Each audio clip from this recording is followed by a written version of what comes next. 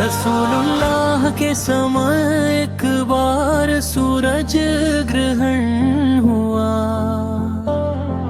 आप सल्लल्लाहु अलैहि वसल्लम ने लोगों को इकट्ठा करके नमाज पढ़ाई।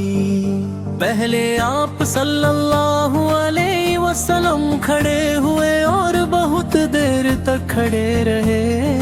फिर आपने रुकू किया और रुकू में भी काफी देर तक रहे। इसके बाद रुकू से उठकर दोबारा खड़े हुए, लेकिन ये पहले से थोड़ा कम समय के लिए था।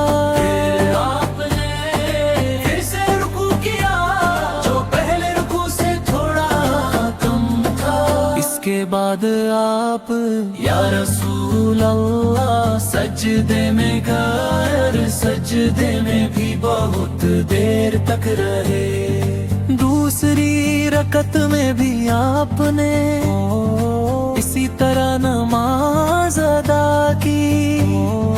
जब नमाज पूरी हुई तब तक सूरज से ग्रहण हट चुका था। इसके बाद या रसूल अल्लाह ने लोगों को खुतबा दिया। अल्लाह की तारीफ करने के बाद आपने फरमाया, सूरज चांद अल्लाह की निशानियां हैं। इनमें ग्रहण किसी की मौत या पैदा होने की वजह से नहीं लगता। जब तुम ग्रहण न देखो तो अल्लाह से दुआ करो, अल्लाहू अकबर कहो, नमाज पढ़ो और सदका करो। फिर आपने फरमाया,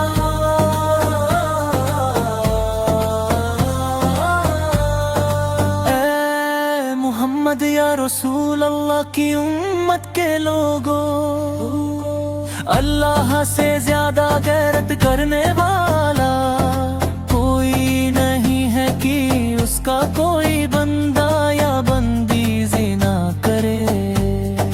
ऐ उम्मते मोहम्मद या रसूल अल्लाह की कसम जो कुछ मैं जानता हूँ, अगर तुम्हें भी पता चल जाए तो तुम बहुत कम हंसोगे और बहुत ज्यादा रोगे।